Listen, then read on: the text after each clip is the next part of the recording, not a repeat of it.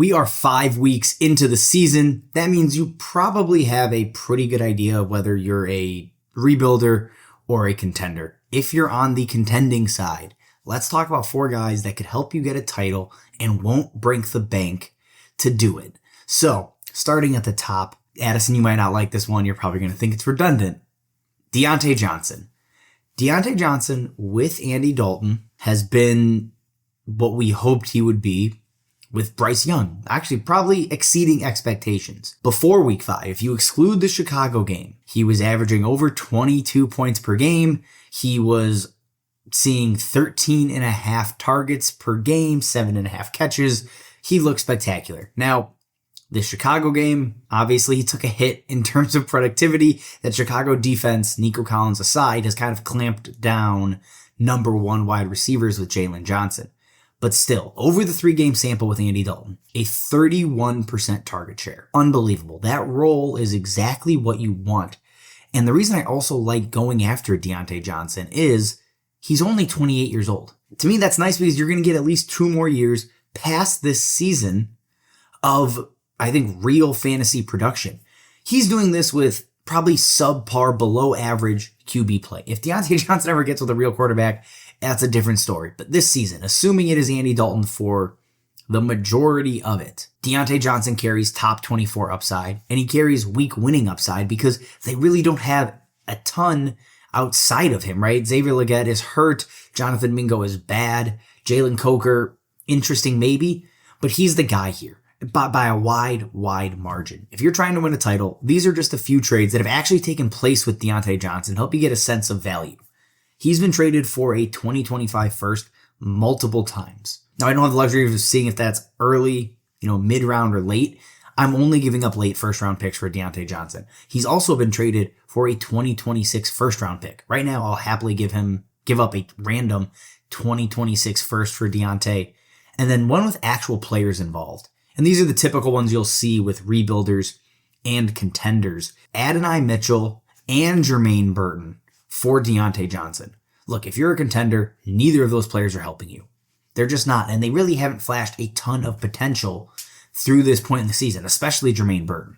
So Diontae helps you accomplish your goal, doesn't hemorrhage the future necessarily, and you're still giving up mediocre pieces at best right now in terms of value. So that's another trade I absolutely love if I'm trading as a contender for Diontae. Quickly switching up from the wide receiver position, I want to look at a quarterback, and I want to look at Dak Prescott. Again, I sound like a broken record with Dak Prescott. He was a contending trade target for me all offseason, and I haven't seen anything right now that's going to take me off of that stance. This team has to pass the ball if they want to win games. And yes, that Sunday night game, they almost lost it because Dak could not take care of the ball. Just simply couldn't do it. Well, at the end of that game, he was the QB 13 on the week, so pending Monday Night Football, he's either the QB 13, 14, or 15. Especially in a Superflex league, Dak Prescott gives you consistent low-end QB1 numbers.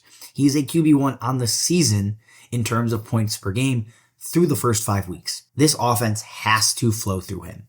And yes, right, they are going to be heavily reliant on CeeDee Lamb staying healthy, right? Him and Jake Ferguson. Those are the 2 guys that this offense has to run through in order for Dak to be successful. But barring injury, I don't see them ever shifting away from that type of offense. So that at face value is fantastic. And then for a contender, I do care about the playoff schedule. Like I need to make sure he's going to be productive when I get him. You get Carolina, you get Tampa, you get Philly. All of those are plus matchups for quarterbacks.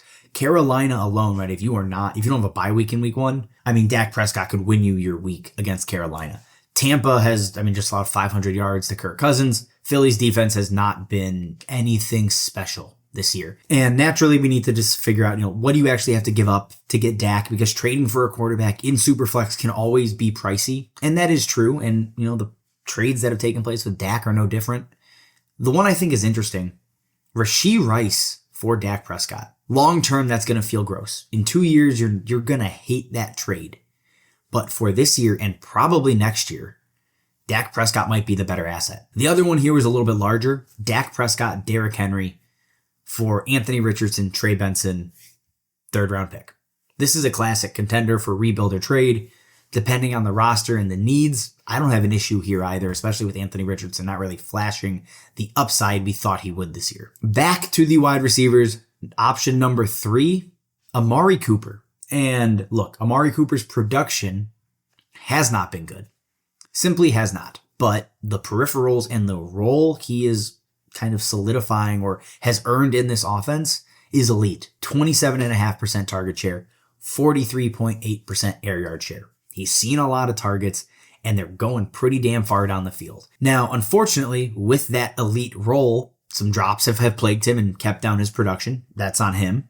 The part that's not on him is Deshaun Watson being possibly the worst quarterback I've ever seen. He right now is having a historically bad season, and that has kept Amari Cooper from capitalizing on an elite role for fantasy purposes. There's 2 ways out of this for Amari Cooper, and I think one of them will happen in the next month or so. One, Deshaun Watson gets benched.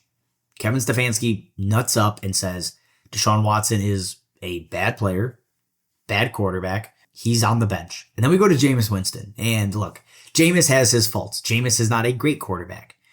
But for fantasy, Jameis Winston is just going to throw 30 plus ill-advised deep ball shots to Amari Cooper, and it's going to be magical. Like, gives him top 12 upside. That's option number 1 out of this nightmare. Option number 2, and this just broke the other day, I guess the day I recorded this, Amari Cooper is expected to be traded. Now, the Browns want a 3rd round pick, and if they're going to get a 3rd round pick for a 30-year-old wide receiver, unlikely, I think. But sending him to a team like Kansas City is very interesting.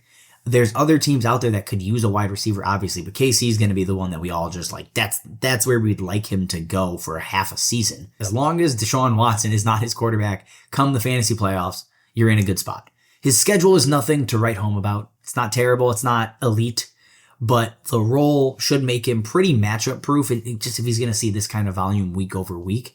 So when it comes to actually acquiring Amari Cooper, what does that look like? Amari Cooper and a future second, a 2025 second to be specific, for a 1st round pick. Now, again, the assumption is that's a late 1st round pick. I'm not giving up a mid. I'm not giving up an early 1st round pick for Amari Cooper. So getting a second back to basically move back less than 12 spots, that's a huge win if you're looking for wide receiver help. Also, Amari Cooper for a 2025 5th round pick and a 2026 2nd round pick. The 5th round pick in 2025 is nothing. That's irrelevant. That's not a real pick. 2026 2nd, great. I would rather have a player that's going to help me win a title. So that's another deal I absolutely love if I'm going for Amari Cooper. Our final wide receiver is probably one you expected to see on this list, and it's Chris Godwin. Now, Chris Godwin currently is on track for a career high target share.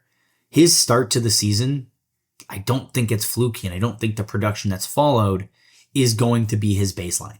I think Chris Godwin carries real top 15 upside the rest of this year. I think realistically, like, people are going to be wanting a late first. That's just a gut feeling. I haven't seen a lot of those trades take place, but that just seems like the correct place for his value to settle. The trades I have seen take place, I don't know if I necessarily love. One of them was Chris Godwin for Tank Dell in 2 seconds. I can't get behind that. I understand the appeal, but Tank Dell's long-term upside is very difficult to give up on. The 2 picks on top also just feel like overkill. If it was Dell for Godwin, I could kind of justify that a little bit more, but even then, I feel like a pick should be going back to the Godwin side maybe. The other one I think is interesting was Jameson Williams for a 3rd. Jameson Williams' production has been great. The role 1 and 2 was unbelievable. That looked like wide receiver 1 was destiny. His role week 3 and 4 kind of gives you shades of what he was last year. So that just really depends on where you lean on Jameson Williams. I'm going to take Chris Godwin. You guys know I'm not a Jameson Williams guy.